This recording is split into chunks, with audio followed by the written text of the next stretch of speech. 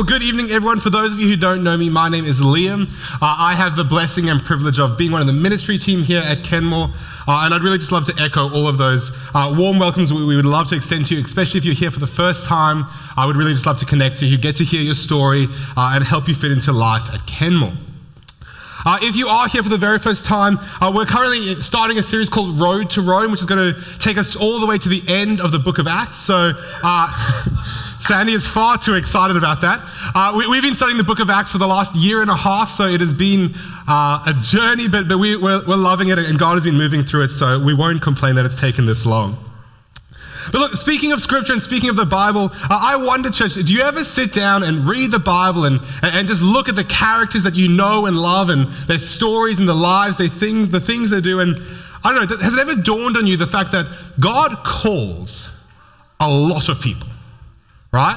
Like God steps into the midst of our lives and just like all the brokenness and stuffed up things we do, and he reaches out to ordinary people like me and you, and time again, he calls them. That God called Noah out of the corruption of the earth, and he called him to build an ark. God turned to Abraham, a man living in the midst of the idolism of Babylon, and he said, "Go from your country, go from your kindred, I will make you a great nation." Out of the burning bush, God called Moses, a man who was a murderer and a fugitive from the law, and he says, "Hey, I'm going to use you as my redeeming agent for the Hebrew people." God calls David to be king of Israel while he's still watching his father's sheep. God turns to Jeremiah and says, "Before I formed you in the womb, I knew you, and before you were born, I consecrated you. I set you apart, and I appointed you as a prophet to the nations." Ezekiel gets a whole weird vision thing that involves him eating scrolls and burning stones being put on his lips, and God says to him, "I have made you a watchman for the people of Israel.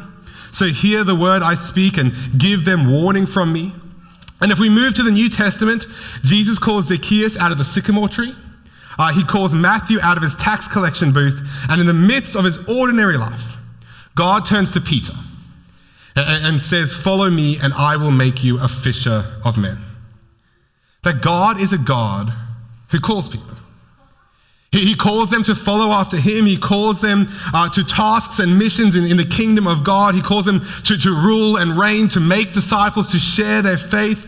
That God calls groups of people, like the Israelites or the church that we have today. And importantly for us, he calls individuals like me and like you. Ordinary, broken, stuffed up people who have no right to be used by anyone, let alone the God of the universe. And you know what the weird thing is? I could sit down with any number of people who call themselves Christians and read the Bible on a day-to-day basis. And I could go through this list of characters that God called out by name and gave them a purpose and a mission, and then they would go yes and amen to all of that. And then if I turned to them and said, "Hey, what is God's calling on your life? Well, what is the thing God has put you here on this earth for?" Most of us probably wouldn't have a very good answer to that. I mean, don't get me wrong, we probably have something generic to say. We'd say something like, "God has called me to love God and love people." Or maybe we quote the Great Commission and say, "He's called me to go out and make disciples of all the earth," and that is all true and good, but I don't think there are many people today in this room that would be able to sit down and say, "Hey, this is God's purpose for me." At least not on the level of detail and specificity that people in the Bible clearly have. But church, what I honestly believe, and what I want to show you guys tonight, is God has a call on your life. Yours specifically, yours individually. That these moments of calling and identity being given aren't just limited to the patriarchs. It's not just limited to the prophets and the priests or the apostles or even the missionaries and the pastors of today. God doesn't just call people like Noah and David and Moses or the 12 disciples. He calls people like us. Again, broken, stuffed up people that have no right to be called. And while it may not come from a voice from heaven or a burning bush moment, I promise you God has a call on your life. That 2 Timothy says, Jesus saved us and he called us to a holy calling. Not because of the works we would do, but because of his own purposes and grace. which he gave us in Christ Jesus before the ages begun. That God has a plan and call in your life. And all I want to do tonight is firstly show you that that is the case, that God is calling you specifically out of your situation in your life, but more importantly than that, I want to try to help give you some tools so that you can discern what the theme of that calling may look like for you. So does that sound good tonight, Kenmore? Alec is keen. No one else wants a calling. That's all cool. We'll get there. If you've got your Bible with you, we're going to be in Acts chapter 22. Acts chapter 22. And while you're turning there, let me just remind us where we're jumping into things. So where we're coming in at this point in the story, Paul is in the middle of sharing his testimony. So earlier in the day, he'd been in the temple and he was presenting offerings and sacrifices before God, and this massive crowd gets stirred against him. And they start throwing accusations at him, and he eventually gets dragged out of the temple, and they just start wailing into him with sticks and stones, and it's not looking good for Paul. But then the Roman guards show up, and they calm things down a bit, and somehow Paul ends up in this situation where he's standing in front of this crowd. And they're not trying to beat him, but he's actually getting an opportunity to preach to them. And so Paul, being Paul, he uses this moment and he steps up and he starts to share his testimony. He starts to authentically witness what he has seen and heard in Jesus Christ. And look, last week I sort of encouraged you guys to get about the business of sharing your testimony, your story that God has given each and every one of you. And I don't know how that went for you this week, if you had an opportunity to do that. But for Paul, it starts exceedingly well. Like he's there and he's sharing his testimony, and I imagine he's getting like really fired up, and he's telling them about the fact that, he used to kill Christians, that he was dragging men and women out of their homes and having them stoned to death, but somehow Jesus stepped into his life and he saved him anyway, and he walks through his road to Damascus experience and the scales that fell from his eyes, and as I said, it's going really, really well. And then Paul gets to this one line. And as he says it, all hell breaks loose. All right, so verse 21, and this is Paul speaking. And he said to me, "Go, for I will send you far away to the Gentiles." Up to this word they listened to him, but then they raised their voices and said, "Away with such a fellow from the earth, for he should not be allowed to live." That as soon Paul brings up the Gentiles, the G word, the crowd just loses it. That they are not keen on hearing anything about the fact that God has a plan and a purpose for the Gentiles. That they don't want to even think about the idea that maybe God actually wants a relationship with them just as much as he does with the Jews. And so Paul brings them up and the crowd just loses it. And earlier this day that the crowd had condemned Paul by saying, "Get away with him." But now they've taken it up another level and they're saying, "Away with such a fellow from the earth, he should not be allowed to live." That in one word, all hell breaks loose. And look, in a second, we're going to come back to this crowd and the reason they're reacting the way that they are. But look, can we just stop and agree that if nothing else, this moment reveals that Paul is a man who knows his calling. That Paul is a man who knows the reason God has put him on this earth for. I mean, Paul is fully aware of the fact that this crowd is anti-Gentile, that they are not a fan of God going out into the nations. In fact, the whole reason that this mob turned against him in the first place is because they thought he was bringing Gentiles into the temple. And yet, despite the fact that he knows that, Paul just boldly owns the fact that he is called to be an apostle to the Gentiles. And look, it's not just here that Paul does this. If you go away and read pretty much any of Paul's writing in the New Testament, what you will see is time and time again, Paul just has this understanding of his calling as someone who's supposed to witness to the Jews and then to the Gentiles.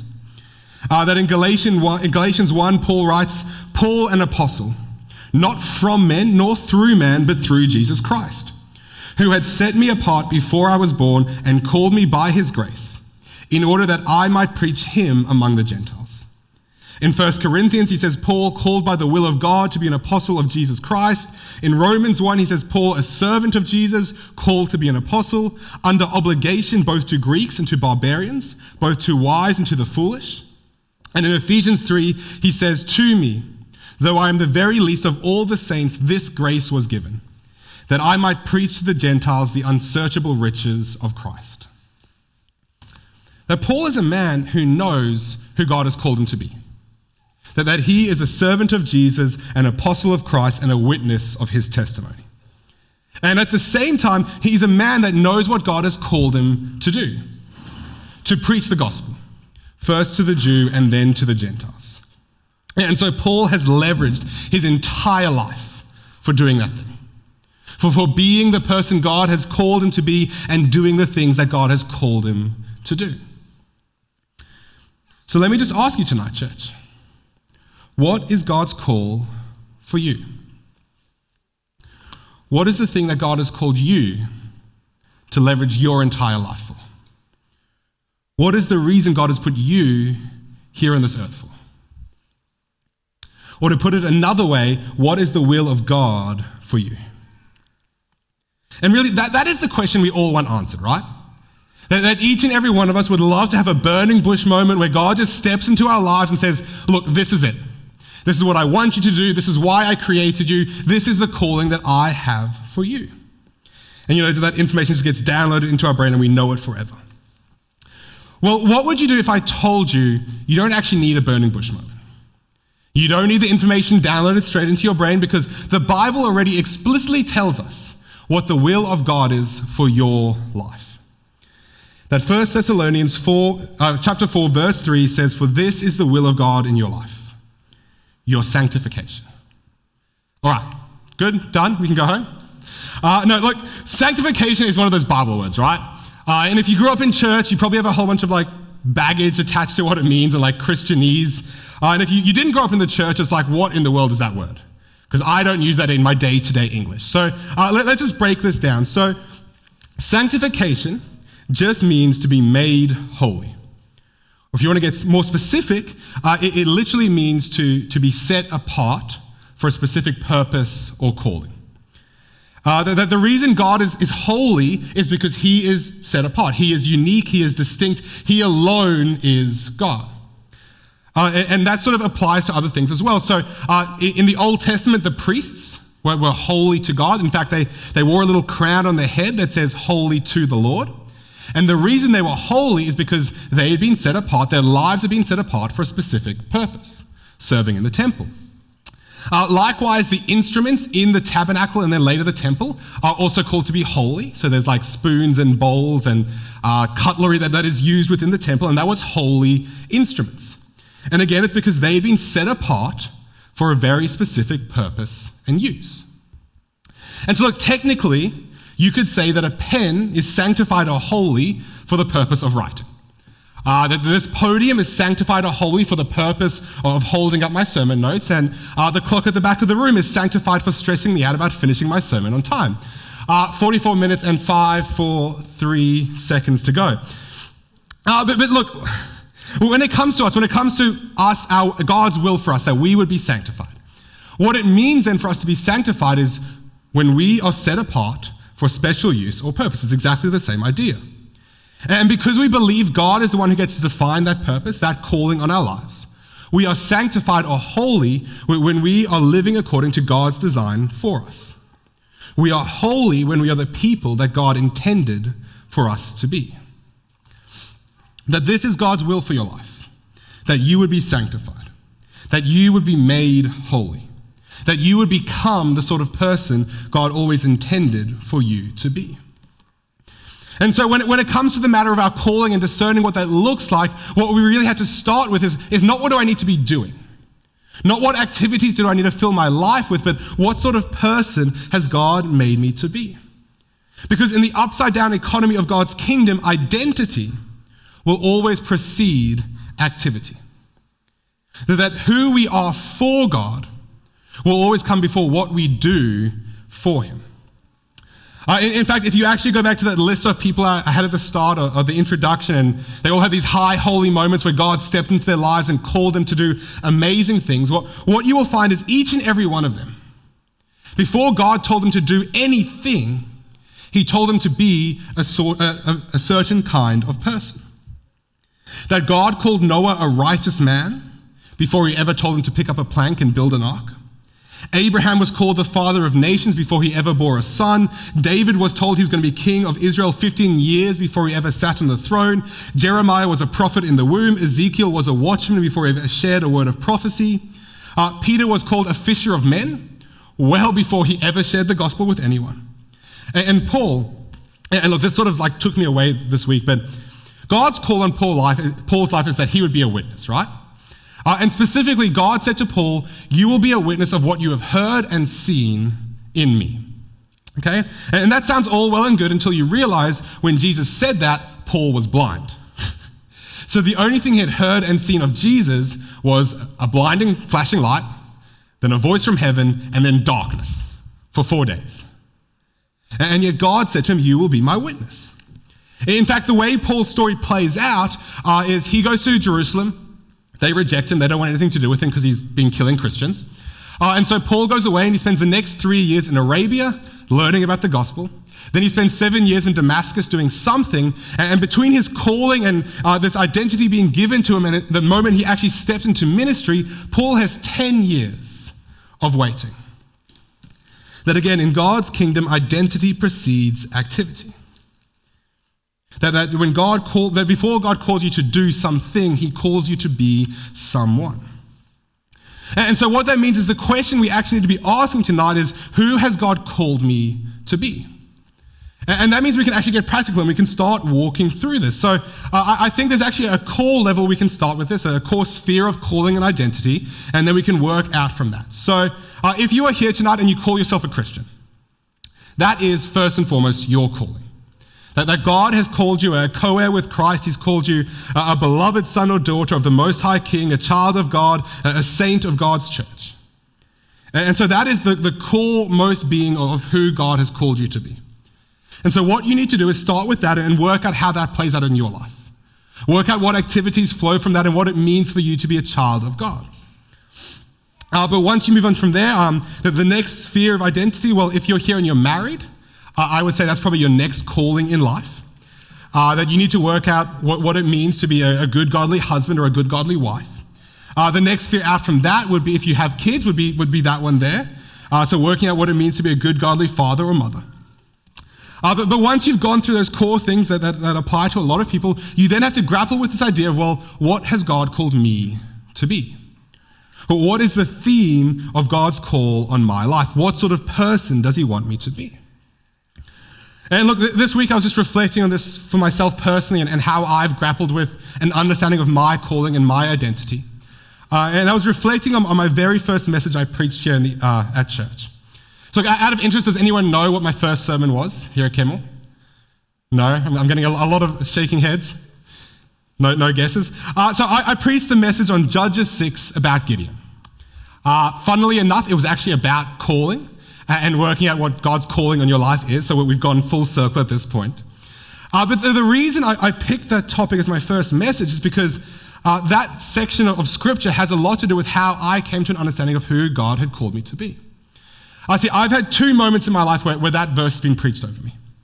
And both of those times it was Pat preaching, and they both sort of involved critical moments where I had a greater understanding of who God had called me to be. See, there's a verse where God turns to Gideon. And what you need to know about Gideon is he's weak and afraid, he's hiding in a wine press, not doing anything for God. And yet God turns to him and says, "The Lord is with you, mighty warrior." Or in some translations, "The Lord is with you, mighty man of valor." And see, in both the times that message had been preached over me, it was like God just grabbed a hold of that scripture and then he like imprinted it on me deep down at the soul level, and he said, "Liam, that this word is not just for Gideon.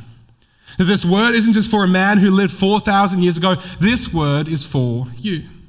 That part of how I see you, part of the identity I have for you is that you are a mighty man of God. That you are a valiant warrior. This is who I have called you to be." And see, in both of those situations, I was in a place where I hadn't done anything for God yet. I hadn't stepped out and done any ministry work or done anything meaningful in the youth space or anything at all, and yet God was stepping into my life. And he was saying, "Liam, before you do anything, I need you to know who I've made you to be. I need you to know your identity." And look, I'm not saying you need to hear an audible voice from God. That's not what it was for me. It didn't have a burning bush moment. I had to wrestle through it with God and try and work out how this actually worked. And God has added to that identity over time.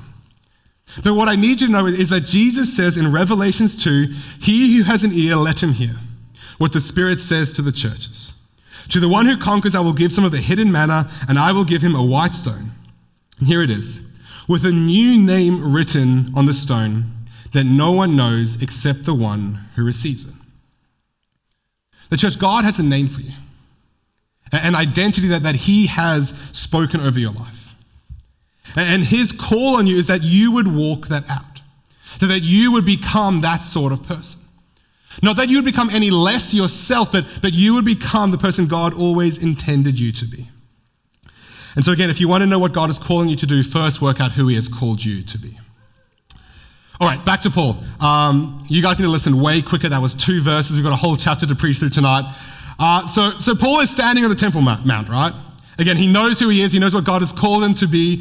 And he's preaching his testimony. He gets to the moment where he says the Gentile word. The crowd loses it. And then verse 23, "As they were shouting and throwing off their cloaks and flinging dust into the air." Okay, so it's just a chaotic mess at this point. Most commentaries don't really know how to explain what's going on. There's a couple of different options. So maybe what they're doing here is a gesture of horror at what Paul has done, and they're ripping their garments like they do in the Old Testament. Maybe they're taking off their jackets so they can get ready to stone him, sort of in the same way that Paul holds everyone's cloaks while they stone Stephen. Or finally, and this is where I sort of land, they're sort of shaking the dust off their cloaks, shaking the dust off their feet and saying, "Paul, we're done with you. We're no longer going to even consider you a Jew. What you have done is sacrilegious, and we want nothing to do with you." But whatever they're doing, it is clear the crowd is not happy with Paul at all. And so verse 24, "The tribune ordered him to be brought into the barracks, saying that he should be examined by flogging." So apparently my dad was super biblical in how he examined me as a kid. Saying that he should be examined by flogging to find out why they were shouting against him like this. Look, so if I'm Paul in this moment, I'm going, can we not examine me by examining me? Like, the whole flogging part seems unnecessary. Can we not just sit down and have a chat about what's going on? But no, look, this is actually a fairly standard Roman practice at the time, that if you had a slave or a suspected criminal and you wanted to get information out of them, what you would do is you would whip them with something called a scourge or a cat of 9 tails until they confessed or gave you the information you were after. And this isn't just like a little whip with like a little bit of leather on it.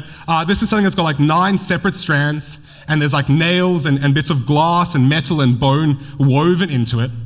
And the idea is that they would stand about a couple meters back and they would whip you with it, and it would rip off bones and flesh, and like your organs would be exposed, and either you would pass out or you would die, or else you'd eventually confess to something to make them stop whipping you.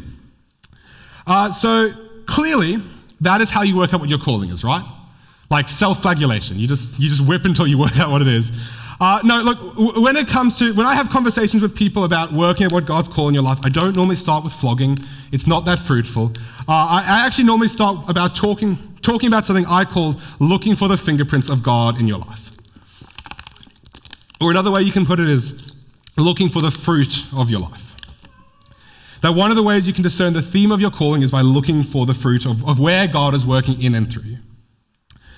So you look at times in your life where God just showed up in a way that it's so obvious that he is present, because there's no way in the world you could have done that. Times where it's exponentially beyond you, where there's multiplication and not just addition, where God is sort of working in a way and it's through the result of your ministry or something you're doing or conversations you're having, and it's just, wow, God was present there. All right? And if we just put aside Paul's flogging for a second, it is clear that happens in Paul's life again and again. That the moment Paul becomes a Christian, he goes to Jerusalem, and what we're told in Acts chapter 9 is immediately he proclaimed Jesus in the synagogues, saying he is the Son of God, and all who heard him were amazed. So there you go, fruit. And Saul increased all the more in strength, so he's growing in his skills.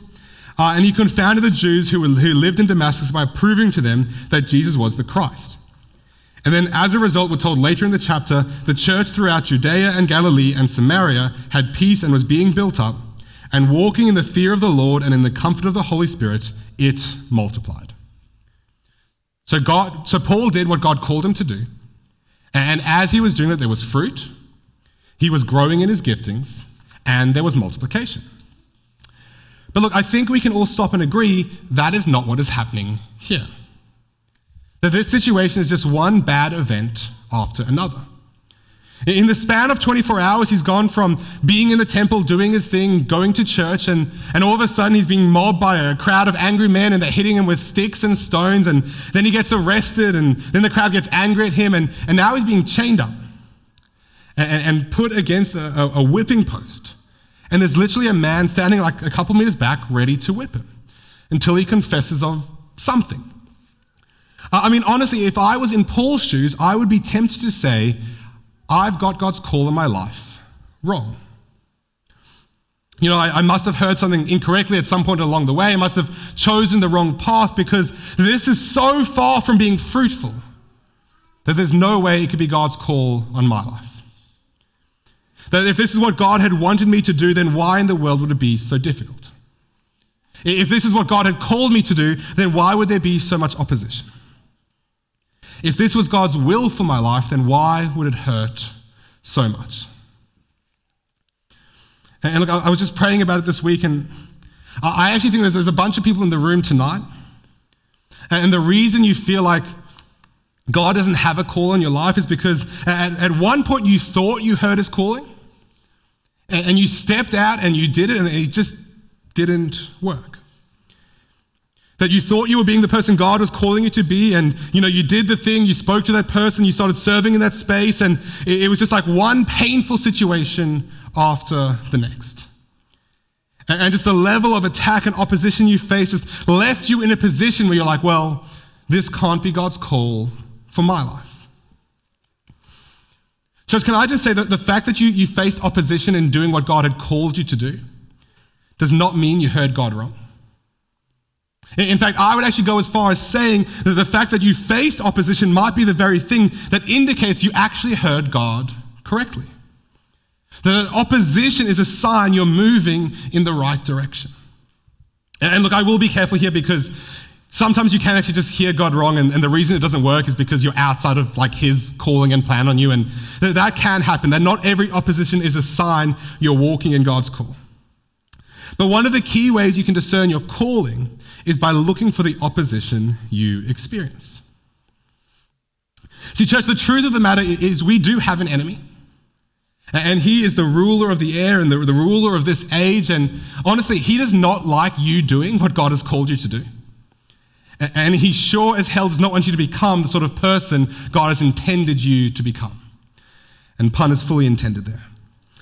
But so what happens is when you begin to walk down that path, when you begin to become the sort of person God has called you to be, what will happen is the enemy will start to throw anything and everything he can at you so that you just take a step back from that calling.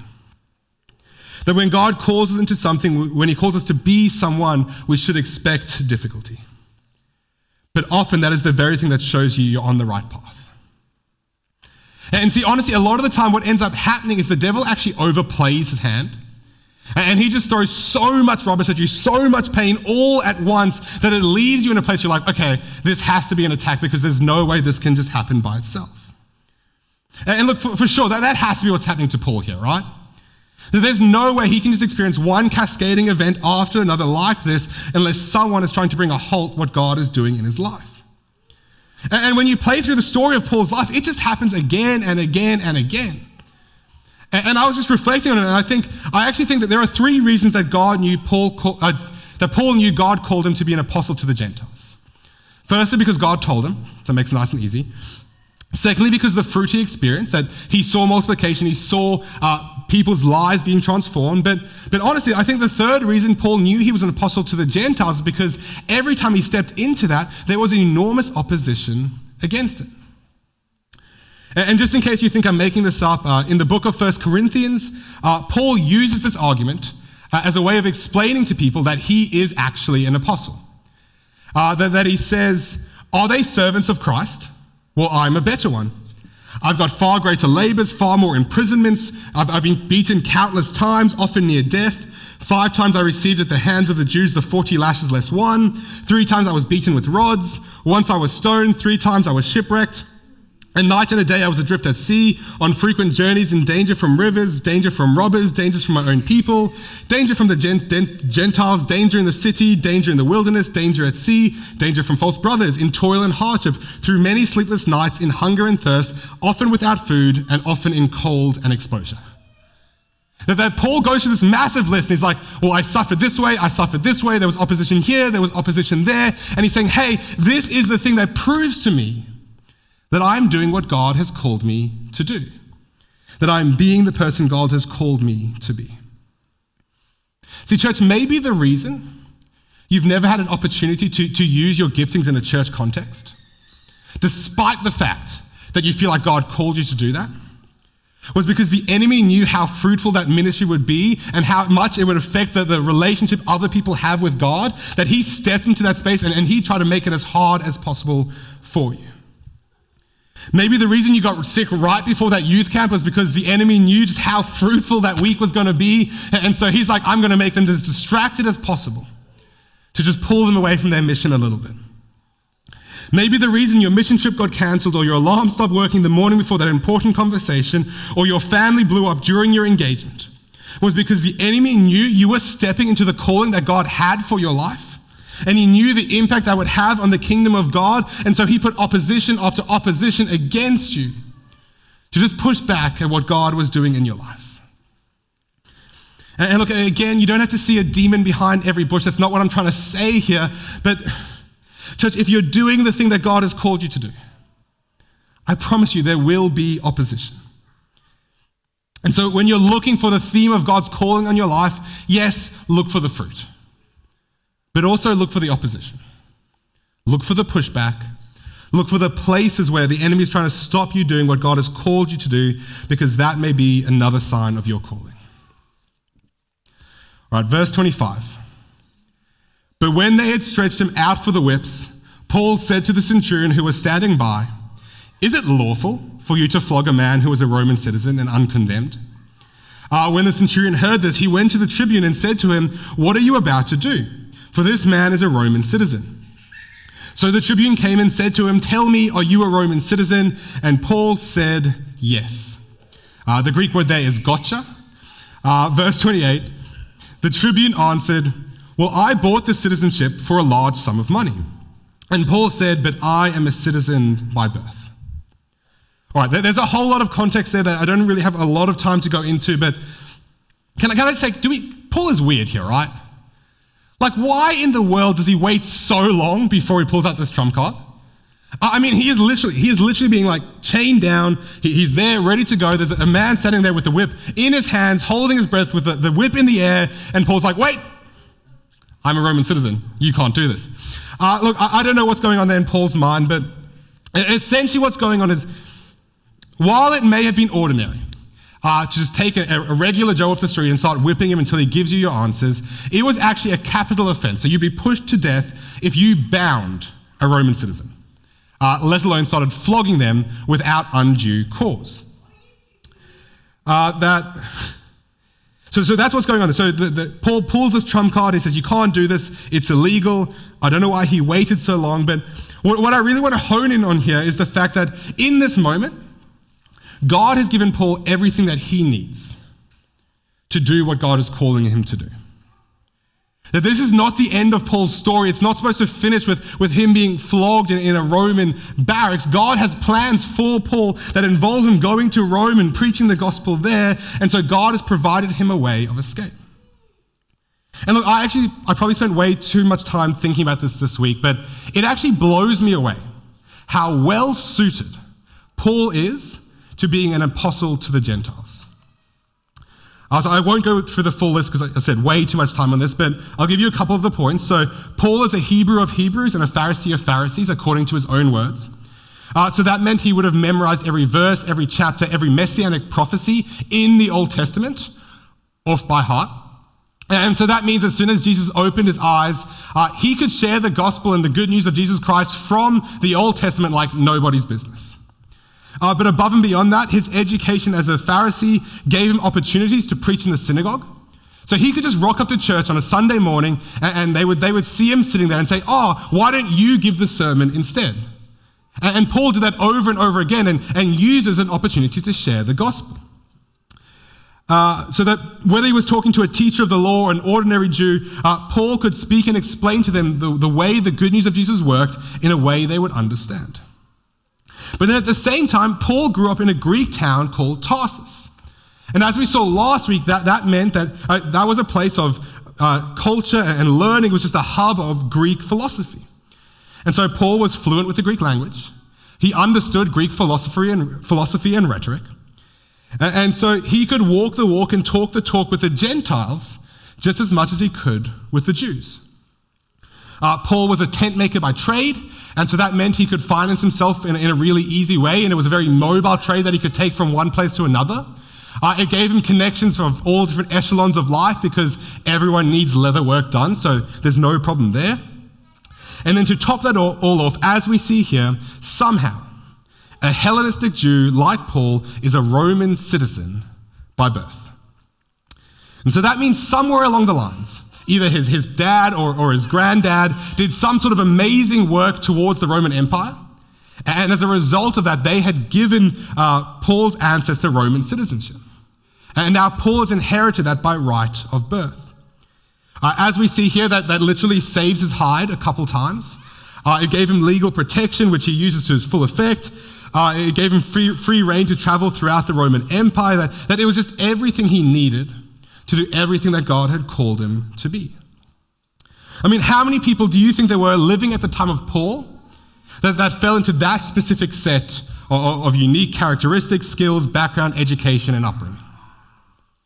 How many people do you think were in the uniquest position as Paul was? In church, in the same way, how many people are there as unique as you? How many other people have your story, your experiences, your upbringing, your education, your connections, your job, your family? Like, who else is there that is exactly the same as you? See, church, what you need to know is God has given you everything you need right now to do everything he has called you to do right now. Not he's given you everything you need to do everything you will need to do in the future. But right now, he's given you what you need to do what he's calling you to do right now. You don't need to wait another 5 years of being a Christian. You don't need to know more of your Bible or have gone to more church services or read more apologetics books or developed more skills or gone to more leadership conferences or whatever it is. Should you do those things? Yes and amen. Develop the things God has given you. Grow in your skills and abilities. But what you have today is enough for what God is calling you to do today. That 2 Peter 1:3 says his divine power has granted to us all things that pertain to life and godliness. 2 Corinthians 9:8 says God is able to bless you abundantly so that in all things at all times you may have all that you need to abound in every good work. And look, honestly, I wish I had more time to dig into this tonight, but what if the reason you are where you are right now in life is because that is exactly where God needs you to be to do the thing he's called you to do? What if the current number in your bank account, the home you own, the degrees you study, the profession you work in, the man you married, the kids you have, every moment of pain and heartache you've ever walked through, what if all of it is exactly what God needed you to have in this moment so that he could do precisely what he needs you to do right now? That when it comes to discerning the will of God, we can look at the fruit, we can look at the opposition, but we can also look for what is in our hands. We can look at what God has given us because maybe it's there for a purpose. All right, verse 29, and the band can come up as we finish this off. So those who were about to examine him withdrew from him immediately, and the tribune was also afraid, for he realized that Paul was a Roman citizen and that he had bound him. So look, I'll be honest with you, this week this was a sort of difficult message to write. Not so because the content was difficult itself, it's more that I had to wrestle through what God actually wanted to say in this text. And I was actually supposed to preach another 10 verses that we're going to get to next week, and that's fine, but I got to this point and I was just sitting on this verse, and what really hit home this week was how I think Paul reacted to this whole experience.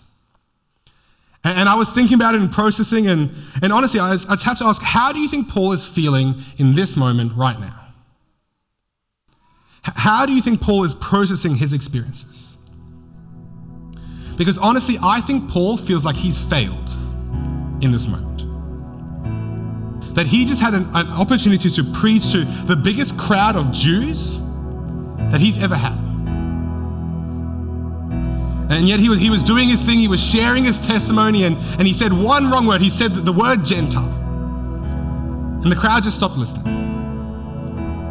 And he never got to a gospel invitation.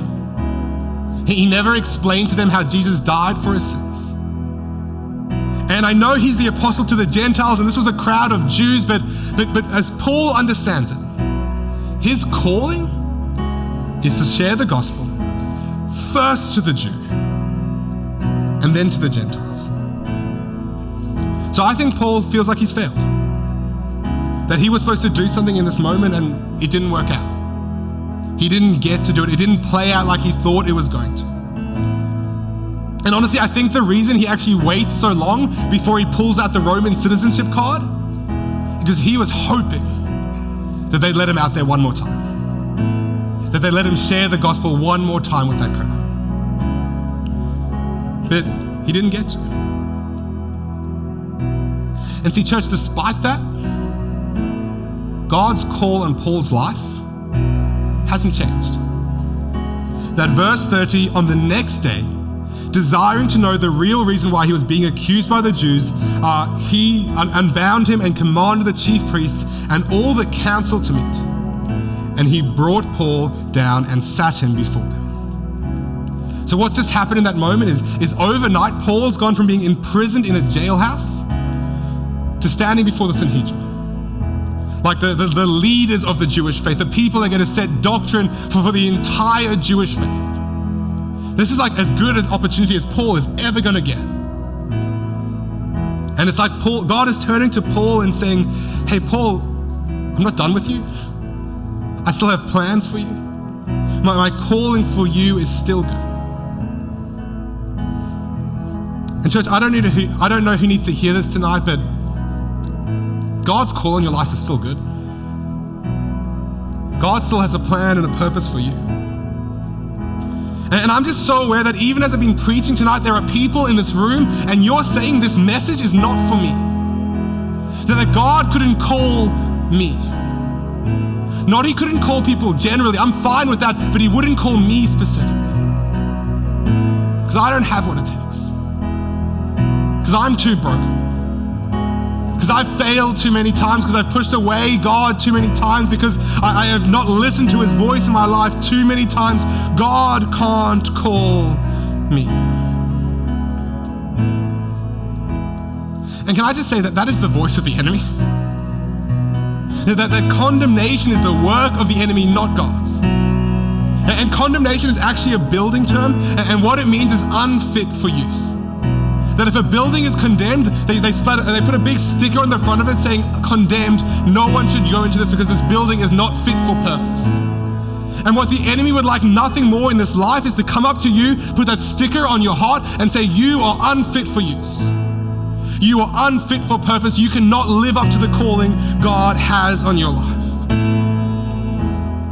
The church, the cross speaks a better word than that. See, if the Son of God, King of the universe, clothed in glory for all eternity, humbled himself and became a man for you, if he lived a perfect life, a life you could not live, and he did that for you.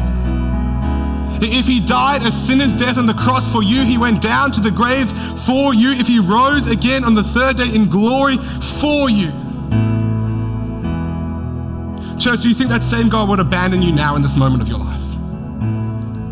Do you think that same God would get you this far and not have a plan for how he wants you to finish the race? Do you think that same God would leave you wandering aimlessly through this world without purpose and direction? Or do you think he would turn to you and say, my child, my son, my daughter whom I love, whom I chased down, who I came seeking after, or I called by name, who I died for. I have a plan for you. I have a call for you. I have tasks and missions in the kingdom of God that I've set up that you might walk in them, and it doesn't matter what you've done. It doesn't matter how far you have drifted off course, I have a plan for your life. So church, what is God's call for you? What does God want you to do with the rest of your life? And look, again, if you need to start generally, start generally. Love God, love people, make disciples, love your neighbor, be a witness, whatever that looks like for you. If you're married, be a husband, be a wife. If you're a parent, be a godly parent. Just don't stop there. Don't think that is the sum total of God's call on your life. To quote the most famous verse in the whole Bible, Jeremiah 29:11, "For I know the plans I have for you, plans to prosper you and not to harm you, plans to give you a hope and a future." Church, if that is true, why don't we pray it more? Why don't we turn to God and say, God, what is your plan for me? What is your call for me? And then just listen to what he says. So Lord, I just pray that you would speak to us right now. And if not right in this moment, Lord, you would speak to us this week. You would speak to us in our quiet time. You would speak to us through scripture. Lord, that you would reveal the plans that you have for us. Lord, that you would speak to each and every one of us. You'd speak to us individually. You'd speak to us personally. Lord, you would show us the fruit that you have borne in our life. You would show us the opposition we have fought against, Lord. You would reveal to us what is in our hands, Lord, and you would show us what you have called us to be. And Lord, then you would give us the grace to step out in that. That out of overflow of who you have made us be, we would do all that you have called us to do. And Lord, I just pray for a blessing over those who feel like they are disqualified. I pray for a blessing over those who feel like they can't be used, like they don't have what it takes. And Lord, I just speak a better word over that and say that you have called them by name, you have chosen them, you have appointed them to missions and tasks in the kingdom of God. Lord, I pray over those who feel lost, who feel like they heard your voice once upon a time, but it has drifted and they can't hear it anymore. Lord, would they hear your voice afresh? Would you renew calling? Would you redeem purpose? Lord, would you speak to those lives? And Lord, I pray for those who have never heard your voice before, who didn't even know that you were a God who called people. And Lord, I pray for the very first time they would hear your voice, they would hear your calling, and they would hear the name that you have for them. So Lord, speak to us. Guide us, show us the way, and then give us the grace to say yes and walk that out. In Jesus' name, amen.